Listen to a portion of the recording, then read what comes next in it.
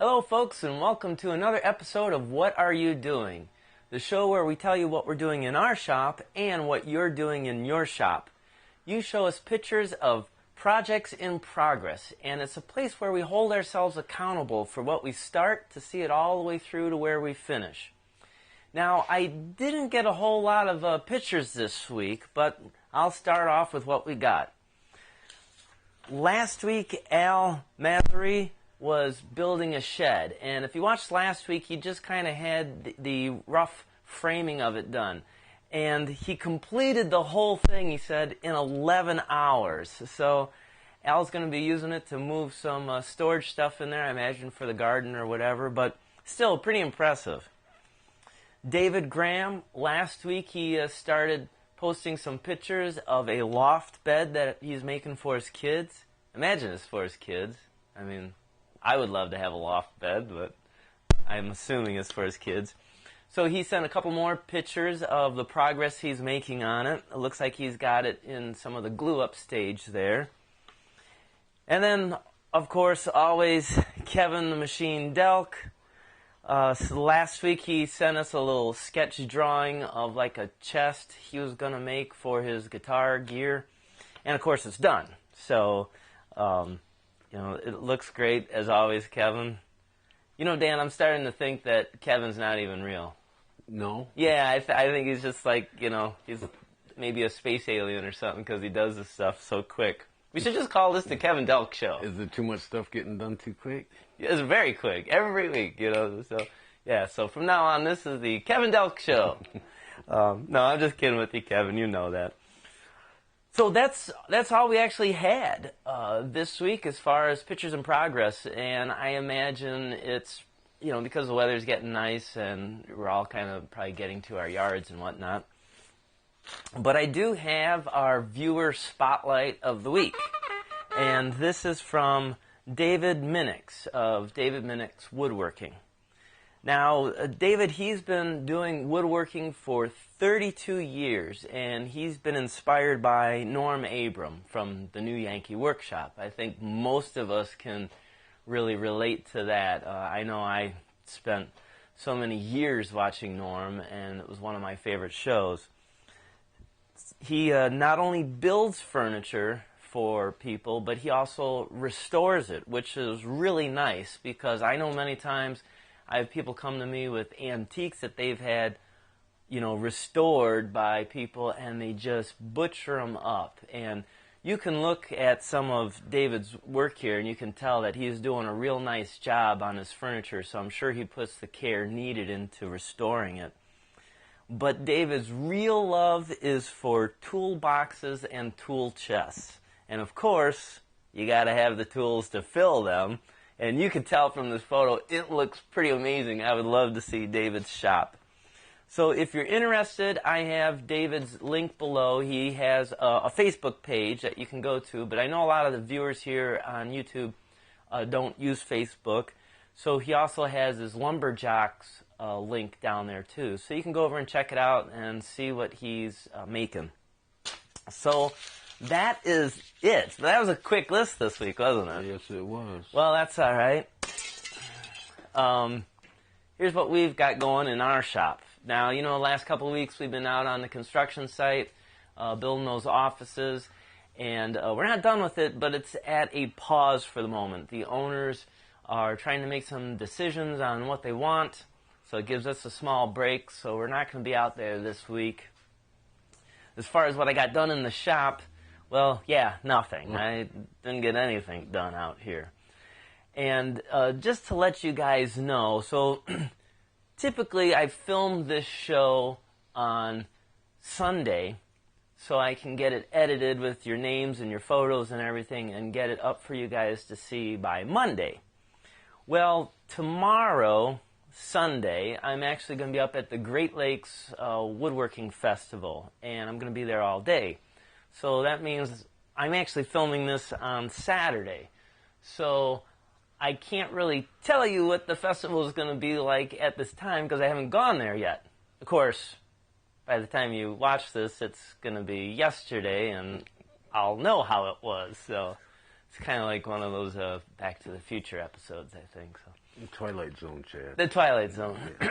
So, at any rate, I'll try and post some pictures on Facebook after the fact, and maybe next week I'll send you photos of what it was like at the festival. But at any rate, I'm supposed to have a booth next to Zach Dillinger, who I'm really excited about. Zach is an amazing furniture maker. He does antique reproductions, and I'll be able to pick his brain all day as long as he lets me. He might have me removed. So I'm looking forward to that tomorrow. So that brings us to question of the week. So we didn't get a lot of entries with their projects this week, but I did get several questions, and I thought these questions could use a little bit more attention to them.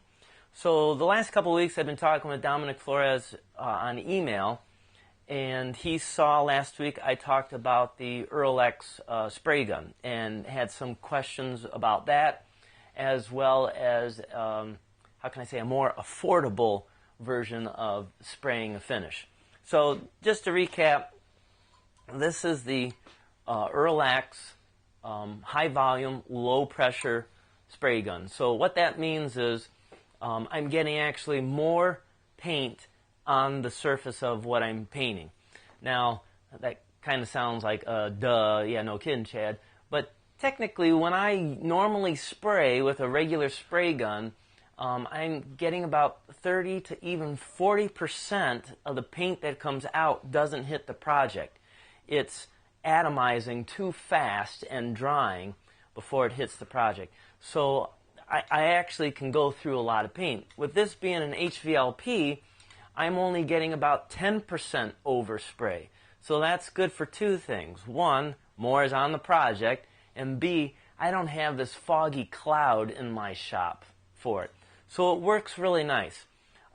It comes with its own little, I guess, it's not a compressor, but it's like an air pump.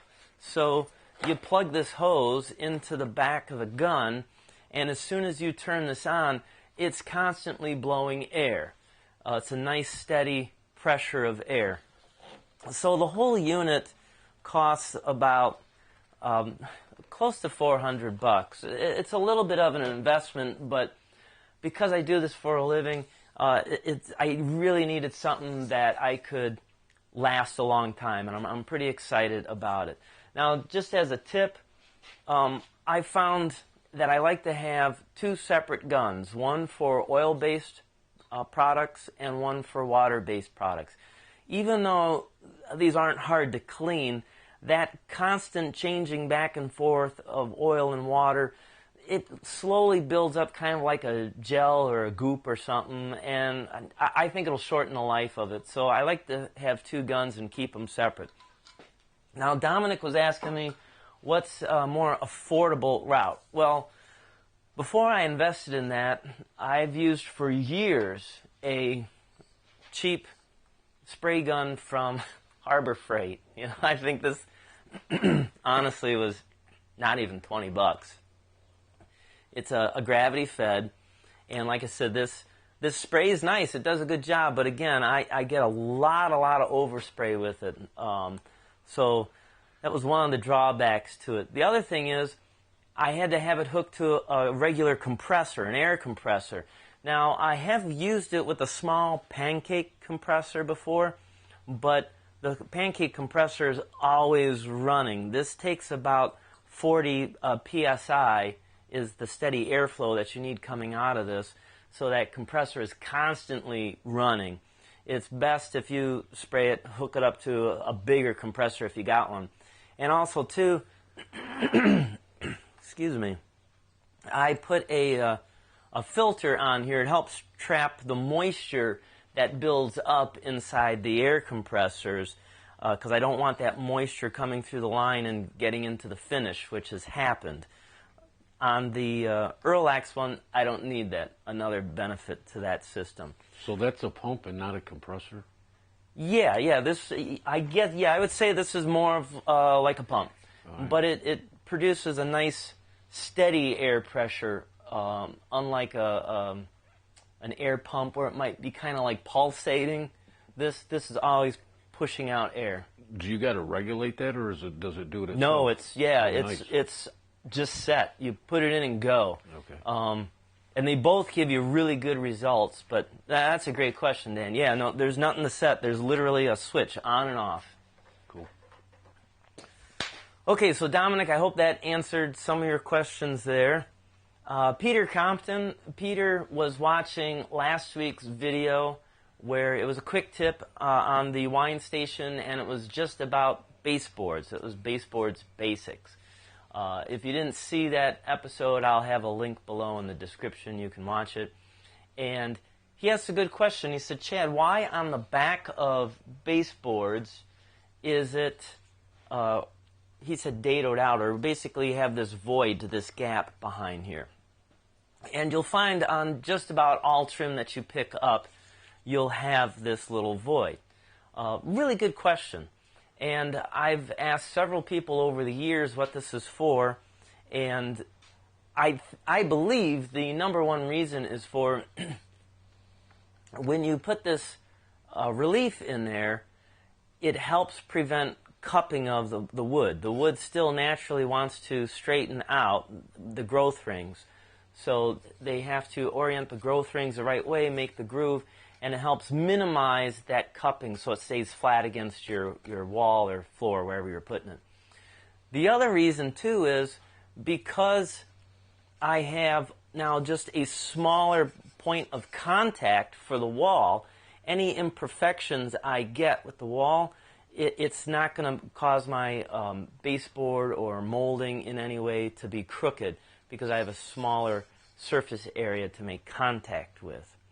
So you'll notice, too, if you get hardwood floor, you'll find the same grooves are going on in the bottom of the hardwood floor. So hopefully that answered your question. And if anyone else knows otherwise, let us know. I would love to know well.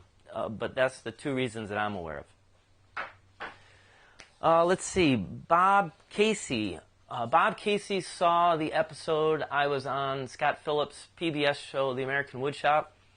I made a three-legged little stool with just hand tools.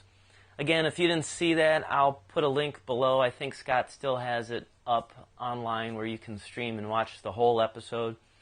But Bob really liked it. Said it was one of the best episodes he's seen in a long time. Thank you very much.